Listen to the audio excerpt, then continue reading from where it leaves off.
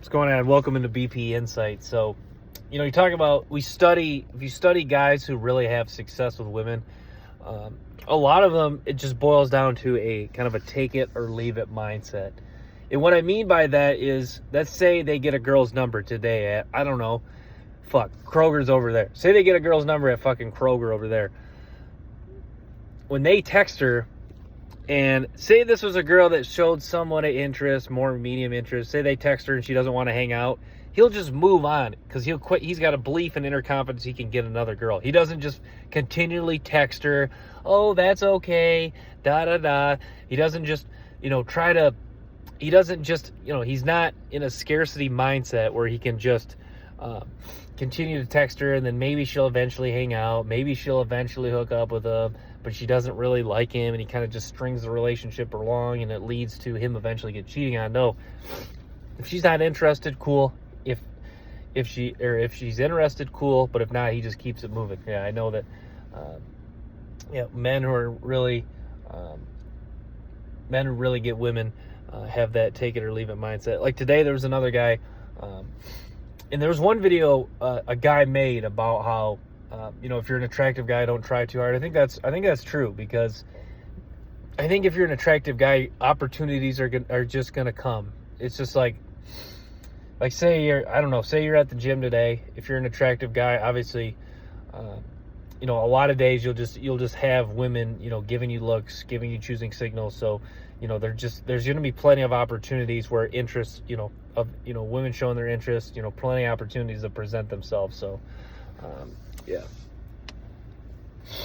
But yeah, I mean, it's, if you're an attractive guy and you're sometimes trying too hard can actually work the opposite. It can actually really turn girls off. So yeah, that's the thing about, if you're an attractive guy, you have to try, but you don't want to try too hard. But I think the downside of being an attractive guy is sometimes they'll never really put in that extra work to try to become elite with women, because women want guys that are 2 points higher. So say you're a guy that's like at maybe 8, 9 out of 10 in looks, you're probably going to end up, you can easily get a 6 or a 7, but if you don't really put in that extra work to level up money status wise, game wise, charisma wise, then you're never going to be able to attract the 8s, 9s, and 10s.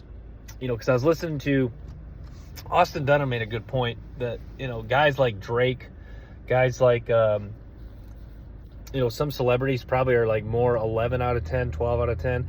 Now, they're not like 12 out of 10 looks, but, they're 12 on the overall just life scale, just because they've leveled up so much financially, status-wise, that they are almost like, above women who are, quote unquote 10s, so Drake probably most likely a 12.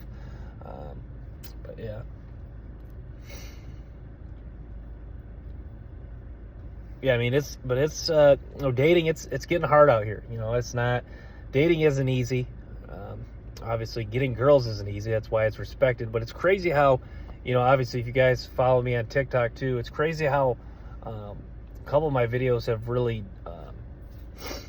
got a lot of views that I've made of tendencies guys have that make them attractive to women. So to me, it's a lot of guys, myself included, are really curious about what it takes to become attractive to women. It's not always about. That's why if you're feeling hopeless because you're not the tallest, best looking guy, most in shape guy, you can just make up for it by becoming as rich as possible, building up, acquiring as much status as possible, where you don't even care. Your height is the last thing on your mind. So that's the thing about improving at life. You eat no matter what height, how you look, whether you have uncontrollable acne, whether you're balding, if you've improved in so many other facets, you start to get a true inner confidence where, some of the insecurities that you have about yourself, you really are not, you don't even think about them as much.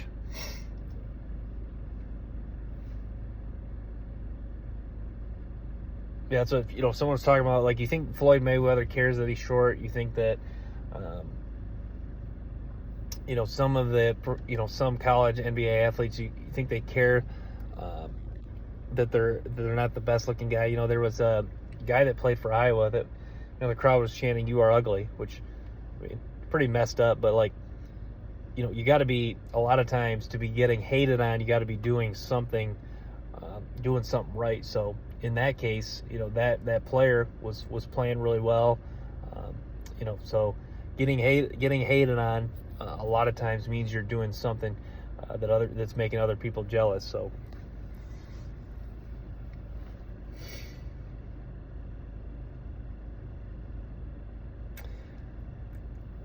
But yeah, I mean, I wonder, I'd really like to know overall, and this is one thing that's hard to measure, is how delusional women are actually becoming.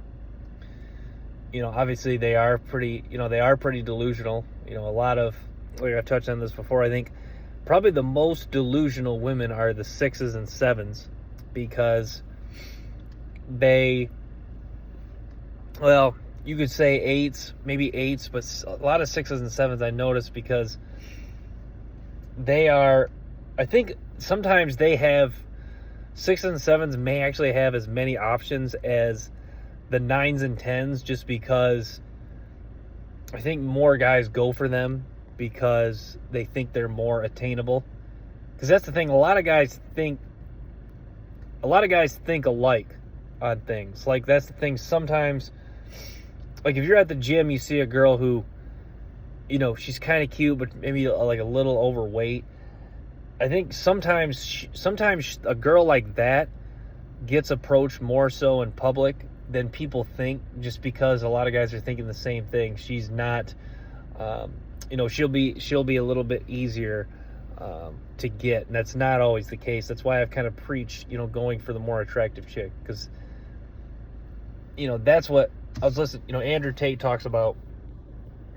That's the thing. For every woman you see, there's 100 guys that have had the same idea to go get that girl. You're not the only guy. For every woman on planet Earth, you're not the only guy that's had the idea to get that girl. And I've been delusional about that for a long time, that women aren't talking to at least one guy. They always are. They're kind of like scouts. They're always kind of evaluating guys, always trying to look at guys and say, I think what most guys don't realize, a lot of girls look at guys and they're trying to, I think more so their mindset, they're trying to immediately disqualify a guy more so than talk themselves into liking them. I think that if there's one case for why women having a lot of options hurts them, I think it makes them kind of view men in a little bit more of a pessimistic light, in the sense that I think their first, like, say you're a woman, you go to the gym, because there's some women that go to my gym, but there's quite a bit of guys. Say you go into the gym, I think what they're thinking is, let me look around, let's see who looks confident, let's see who's in shape, let's see who's attractive. And the guys that aren't attractive, okay, disqualify them. The guys that aren't in the best shape yet, I know they're in the gym, disqualify them. The guys who don't look confident, okay, disqualify them. So I think they're just immediately looking to disqualify. I think that's the case with that in mind. I think that's the case for why looks are so important, is because, if your looks are on point, like if you look maxed, if you're tall, if you're in shape, they cannot disqualify you on looks. So then it really boils down to, do they like you? And then can they sense that you're a guy that's got some inner confidence, and that's a guy that's, worthy of respect in their eyes. So that's the thing. I think looks just really solves one area of problems for you. So yeah, that's what's so important about looks.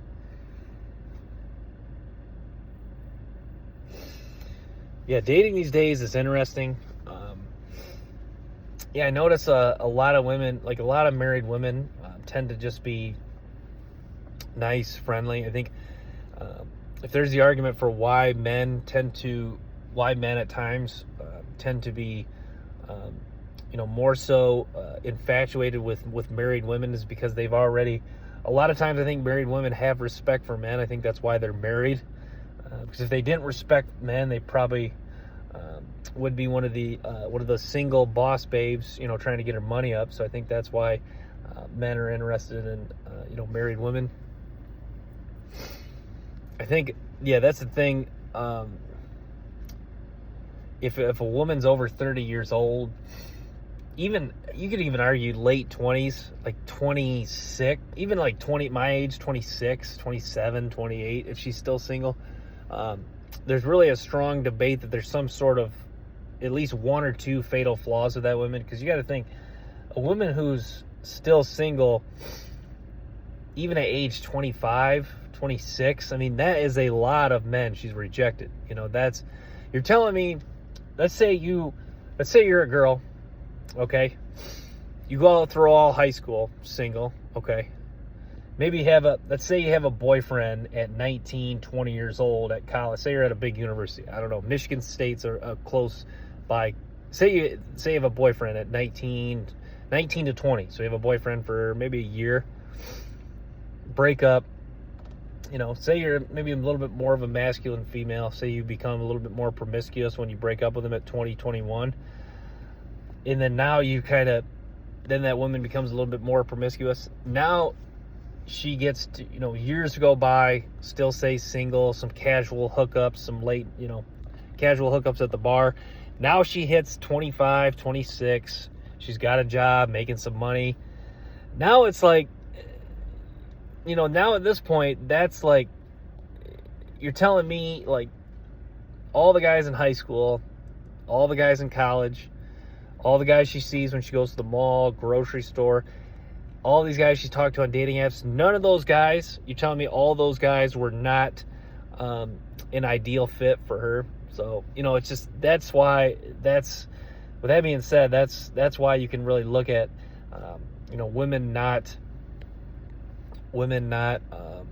women being single after 25, 26 as a legitimate red flag, and really raising questions about, is she promiscuous? Is she just not feminine? Is she not submissive? Is she not, can she not cook? Can she not clean? Is she not, ideally a woman that could bring a man peace? So there's just a lot of things that really question about this woman.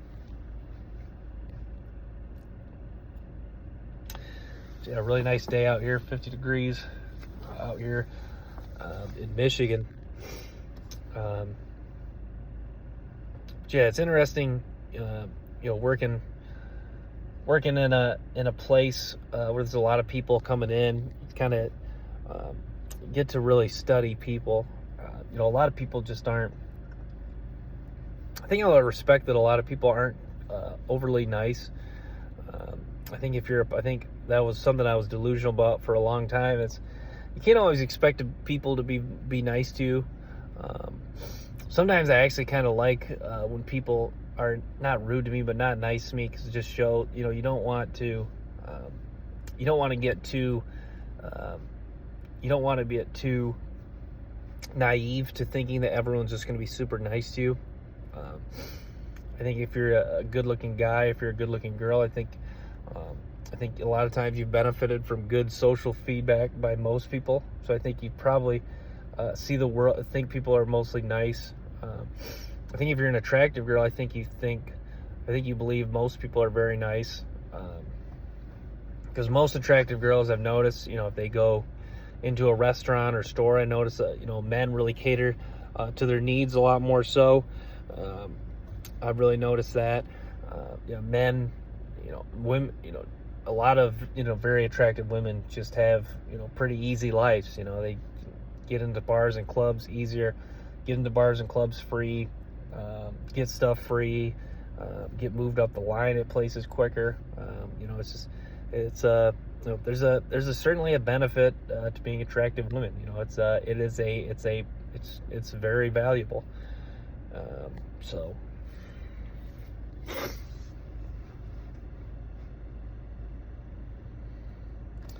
But yeah, I talked about on TikTok the other day how sometimes it's just important to, if a girl's not interested in you, sometimes it's just important to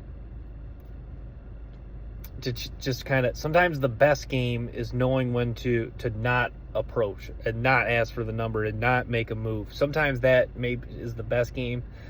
Like today, like if you're talking to a girl and she's not, like, her body's turned away from you, she's not paying attention to you, she's not smiling at you, she's not being friendly, she's not asking you questions, you might as well just kind of give that,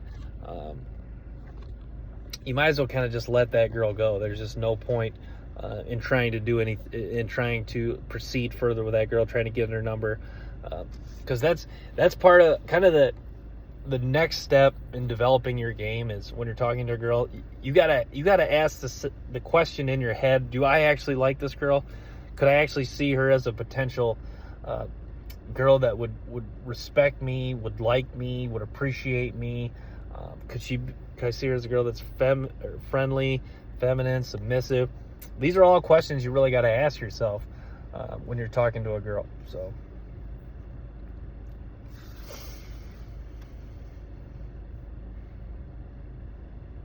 but yeah, it's kind of, I think as a man, you know, I like a lot of guys will harp this home. I know there's been a lot of videos made about this, about not getting bothered about rejection.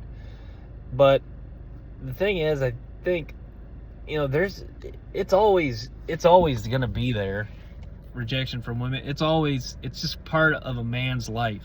You know, rejection not only with women, but rejection from jobs, rejection, you know, getting cut from sports teams.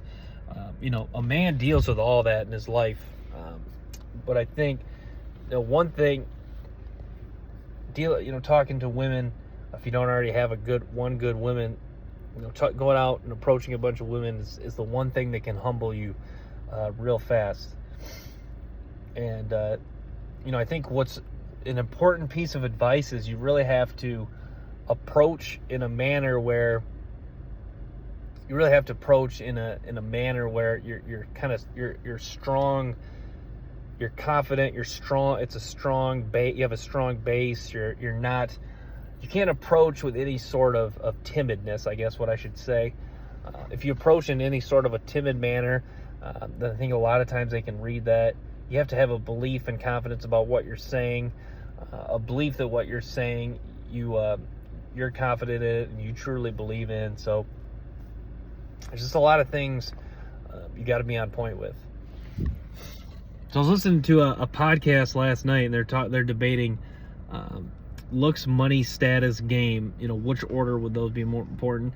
And I'll be honest, I used to have looks number one. I'm going to put status number one, just because I think some guys, once you reach a certain status, like Tiger Woods, the Nelk boys, once you've reached, like Kyle from Nelk was talking, some girls would just wanted to hook up with him just because he was him. Once you reach a certain status, some girls are just, you know, they're sold right away. Now, can that be kind of the case for looks a little bit? But I don't think it's to that level extreme. That's why I put looks at 2. Game and money, I think, is such a toss-up. I would go with game number 3 and money 4. But yeah, money's so interesting because money is always kind of seen as the last of the 4 of the most importance, but it's not important. I know I just used a double negative there, but money is definitely important. I think saying it's not important, maybe the best. Using a double negative to describe money probably is, or when it comes to getting girls, is probably the best way to describe it, because it's not as important as you think, but it's also not important. So money, I think, in my opinion, money buys you time in an interaction with a woman, and it also buys you, I think it a lot of times it buys you time in a relationship. Like if you're a guy who, I don't even know, if you're a guy with a girl who she likes you but she's not really like super attracted to you, I think what it does is it'll say that relationship had a natural time of 2 years. I think that it might be able to buy you an extra few months or a year in that relationship. But yeah, I don't think money, it just kind of, I think, Andrew Tate, I think, was spot on when he said that money really, it amplifies, it helps. What did he say? It more so kind of just lets you play the game with very attractive women, like 9s and 10s. yeah, he made the best point in their world. Every guy has money. So,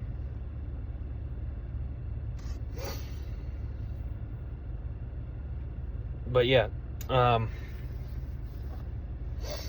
it's too bad how many, guys are in relationships with women that they think actually like him, but in reality they don't. That's what's really brutal out here. A lot of guys think that, they get in a relationship with a woman who, is not their best option. And that leads me to a point is, what's absolutely critical. Darius M touched on this.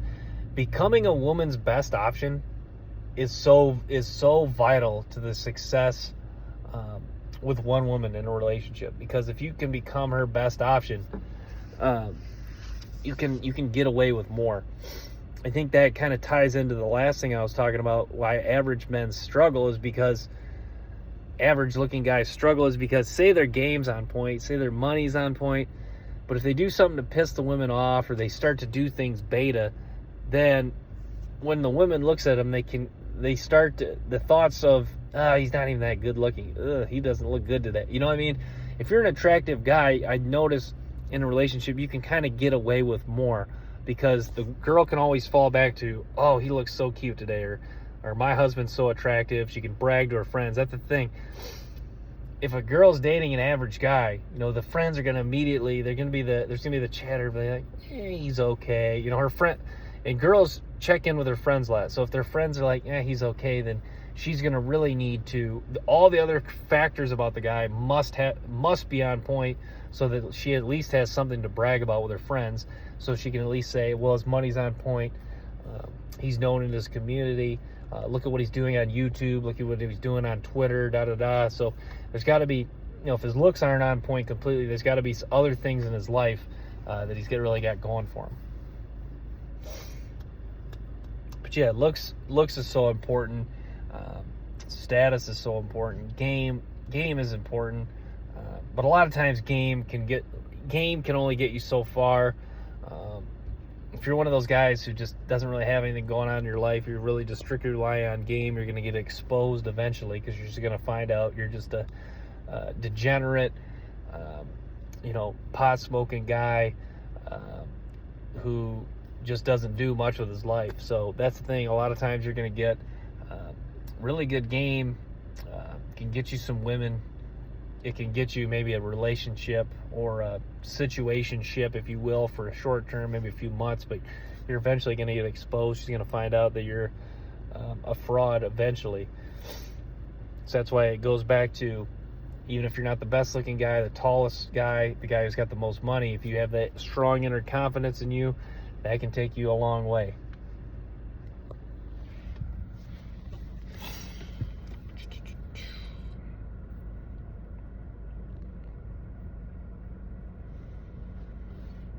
But yeah, I think why game's so popular is it's, out of the four, it's the one thing, it's kind of the great equalizer. And what I mean by this is it covers, like, to me, good game, like you talk about not the best looking guys, or some of these pickup coaches, it can cover up a lot. It's like a bunch of makeup on a face covered in acne, or a bunch of makeup on an ugly woman. It can kind of cover up a lot of some of the flaws, but it doesn't always. It's more of a short-term fix. That's the thing. If you put a bunch of makeup on a woman or a person who's got horrible acne and it looks bad, then if it rains or when they have to take a shower, that's exposed. That's the thing with game. You take a guy who's really average in every single way, maybe even below average in looks, an ugly dude, maybe he's a little chunky, and he goes out there. Sure, I mean, he can get some women because he just spam approaching women, going out and approaching every woman in sight. I mean, obviously you'll get some women, but even the women that he gets, they're gonna fall back. There's gonna be a couple days, couple dates where he does one thing to turn him off, and then immediately the thoughts start going, this guy's got a fat gut, he's kind of a dork, he's not really that funny, he's not really that charming, he's not really that good looking, I can't brag to my friends about him. So a lot of those flaws will be exposed eventually. But yeah, I think that's why game is so important, is because it can kind of cover up a guy who doesn't have status. It can cover up for a guy who doesn't have money, or a guy who's not the best looking. So that's why game is become so trending. It's a cover up for a lot of flaws. But I think, I don't want to keep referring to guys, but I think some guys have takes that are so on point. I think Andrew Tate's take about game was spot on. He was saying that really good game is just you being a really good liar, is what it is. That's it's really, there is no, he goes on to say, there is no substitute for being the man. I think that's true. If you're a guy who, I don't even know, like Rob Gronkowski's another guy that comes to mind, looks, money, status, Tiger Woods. If you're a guy that just is the man, he's got looks, money, status, you don't need to. It's like the stories of Tiger Woods and Michael Jordan in that documentary. If Tiger Woods, when Tiger Woods is going out to the bar, simply opening, when you have looks, money, status at that high level, simply opening with, "Hey, I'm Tiger Woods," is enough to sell, is enough to get not just in the door, but enough to, start dating and hooking up with those women. So that's the thing. That's how powerful looks, money, status combined is. It's, game does not become in the equation anymore once you have reached that level of looks and money, status. Now, that's a lot harder. It's a lot harder said than done to reach that level, but Tiger Woods put in the work. So that's the thing. Tiger Woods was bashed for what he did, but Tiger Woods had to become something in life. If Tiger Woods didn't become something in life, if he was working over here at Skechers, would he have been able to get with all those women that he did? I mean, maybe, but probably most likely not.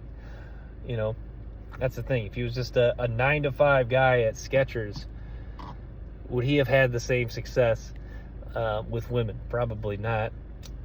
But I'll say this: he would not have been able to go up to those women and say, "Hey, I'm Tiger Woods." I know that for certain. I do not have the status right now in my life to go out to the bar and say, "Hi, I'm Brant Parshall." Maybe someday I could do that, but I do not have the ability to do that. A lot of women will look at me like, "What the heck?" But that's the thing. Some people are actually for lying to women when they're trying to pick them up. I've never really lied. When I was approaching at bars, I think that, I was a believer in, finding women that generally like me for me. Now I think that some guys will be them, but they'll give like a few lies, like maybe they'll say, like if they played college football, maybe they'll tell the girl at the bar they were, the starting quarterback, so-and-so. Like if they played at Ohio State, maybe they'll tell the girl that they were the starting quarterback at Ohio State. Now, obviously other men can look that up, but who the hell, what girl's actually going to take the time to fucking look that up? Unless she's a diehard fan, she knows that, McCord's a quarterback this year and it was C.J. Stroud. She could look that time period and see it was, C.J. Stroud, wasn't him. She really going to take the time to do that. But, yeah, that's the thing. Some guys will be themselves. They'll do a few lies. I think the movie Wedding Crashers was really indicative of men lying to hook up with women. Wedding Crashers, they were just kind of just being completely full of shit to get those women. So that's what was interesting about the movie Wedding Crashers, was that they were just, a lot of times just saying complete bullshit to hook up with these women, going to these weddings. It is a funny movie, but it just goes to show how you can just, women a lot of times, they do want sex, and it's kind of just, it goes to show that, with any given woman, you can kind of just say, you can kind of change your personality to almost, get her to like you, get her or get her attracted to you enough for one night. So that's what was interesting about the movie Wedding Crashers. But yeah, guys, I'm gonna wrap at that. thanks so much for tuning in to BP Insights. Make sure to stay tuned for more episodes and clips from the show. Till next time, peace.